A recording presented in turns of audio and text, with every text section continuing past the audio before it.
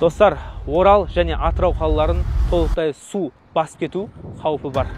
Бірақ көп адамдар түсінбей жатыр, су қайдан келе жатыр? Қай жақтан келген топан су?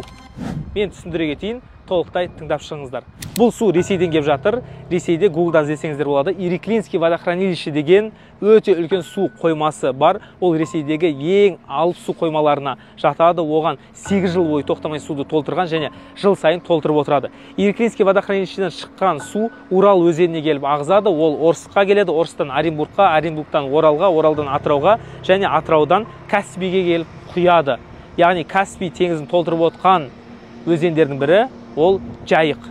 Енді жүйе былай ғой негізі. Күзде Ириклинский водохранилищенің суын бір 70%-ға дейін түсіреді. Себебі қыста қар жауады, ол еріген кезде 90%-ға өзі-ақ көтеріледі. Осы жылы, білмеймін, күзде суды аз ағызып қойды ма, немесе қар көп жауды ма, Ириклинский водохранилищенің суы шегіне дейін жетіп тұр. Оның қандай қаупі бар? Ол су қоймасы жарылатын болса, жалпы жер бетінде Орск, Орынбор, Орал, Атырау деген қалалар жойылады.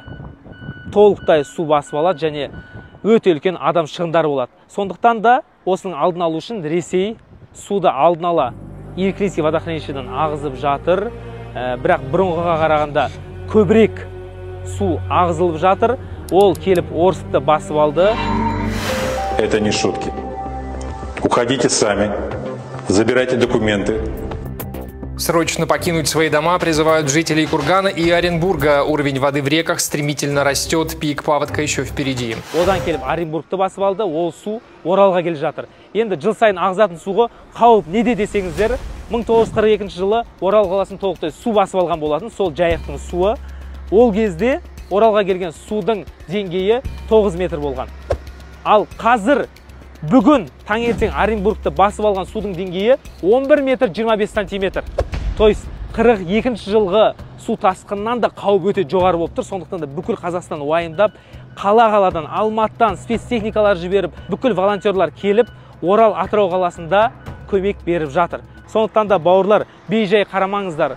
Маяхата крайы менің үйіме су келмеді деп жатудың қажеті жоқ. Егер Оренбургтан келе жатқан су 2 күнде Орал қаласына келген кезде сіздерге минимум қауіпті айтайын. Минимум мына суреттерін шығарамын. Осы Жайық өзенінің бойында тұрған ауыл аймақтарды толықтай су басады. Егер сіз сол жерде тұрсаңыздар, срочно эвакуационный пунктқа барыңыздар. Ал ең максимум қауіп Орал және Атырау қалаларын толықтай су шайып кету, басып алу қаупі болып тұр.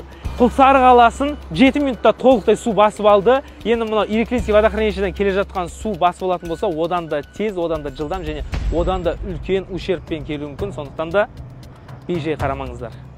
Алла сақтасын, дұғада болайық. Бұл видеоны жан-жаққа таратып қойыңыздар, репост жасаңыздар.